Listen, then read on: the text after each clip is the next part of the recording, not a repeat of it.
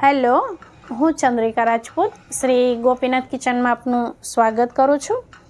આજે આપણે સ્વીટ કોર્નની એવી રેસીપી બનાવશું કે જે તમે બ્રેકફાસ્ટ કે ડિનર માટે બનાવી શકો છો અને આ એવી રેસીપી છે કે નાના મોટા દરેકને ભાવે ને એવી રેસીપી છે।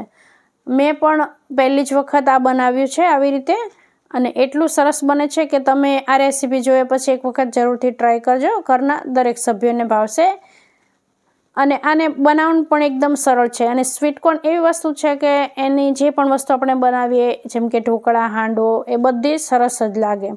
તો ચાલો આપણે આને બનાવવાનું શરૂ કરીએ। તો અહીંયા મેં 2 નંગ જેટલા સ્વીટ કોર્ન લઈ એના દાણા કાઢી લીધા છે અને આને હું મિક્સર જારમાં ક્રશ કરી લઈશ। જો તમારે સ્વીટ કોર્નને ગ્રેટરથી ગ્રેટ કરવા હોય તો એવી રીતે કરી લેવાનો। હવે આ જે ક્રશ કરી લીધું છે એને હું એક મિક્સિંગ બાઉલમાં લઈ લઈશ અને હવે બીજા જે બાકી છે મકાઈના દાણા એને હું ક્રશ કરી લઈશ। પણ એમાં સાથે હું આ 3 જે મીડિયમ તીખા મરચાં આવે ને એ લીધા છે। તમે તમારે જેવું તીખું ગમતું હોય એ પ્રમાણે વધારે ઓછા લઈ શકો છો। અને 1 ઇંચ જેટલો આદુનો ટુકડો લીધો છે। આમાં કોઈ વધારે પડતા મસાલાની જરૂર હોતી નથી। હવે અહીંયા 1 નંગ આ બાફેલું બટેટું લીધું છે, મોટી સાઈઝનું બટેટું છે। એને આપણે આવી રીતે હાથથી જ મેશ કરી લઈશું।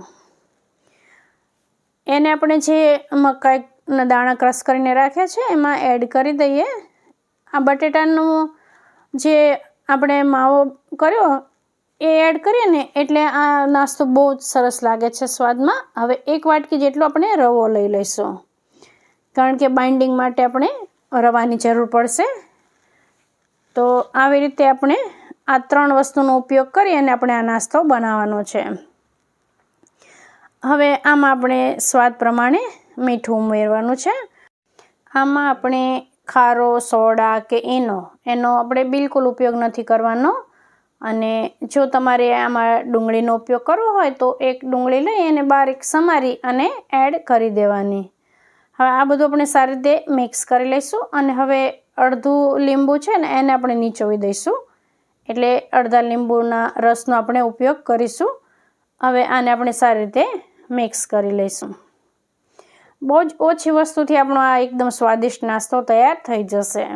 હવે ગેસ ઓન કરી ગેસ પર આપણે નોનસ્ટિક કડાઈ, નોનસ્ટિક તવો કે આપણે જે રોટલી કરતા હોય ને એ આપણે લોખંડની તવી લઈ લઈશું અને એના ઉપર આપણે તેલ લગાવી અને આવી રીતે આપણે પાથરવાનું છે અને ત્યાર પછી આને આપણે ચમચીથી આવી રીતે ફેલાવી દઈશું। આ તમારે જેવડી સાઈઝનું કરવું હોય એવડી સાઈઝનો આ પુડલો કરી લેવાનો।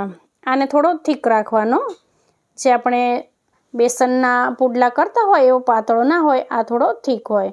અને હવે આને પલટાવી અને થોડું તેલ લઈ અને બંને બાજુ બ્રાઉન કલરની ડિઝાઇન આવે ને ત્યાં સુધી આપણે ગેસની મીડિયમ ફ્લેમ પર શેકી લઈશું।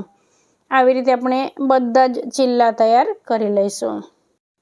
સ્વીટ કોર્નના ભજીયા બહુ સરસ બને છે પણ જો તમે ઓછું તેલ ખાવાનું પસંદ કરતા હોય ને તો આવી રીતે આ ચીલા બનાવીને તમે ખાઈ શકો છો। આમાં તેલનો બને એટલો ઓછો ઉપયોગ કરીને બનાવી શકાય છે।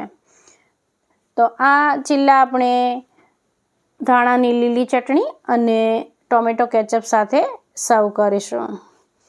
તો જો તમને મારી આ રેસીપી ગમી હોય ને તો વિડીયોને લાઈક કરી ફ્રેન્ડ્સ અને ફેમિલી સાથે શેર કરજો।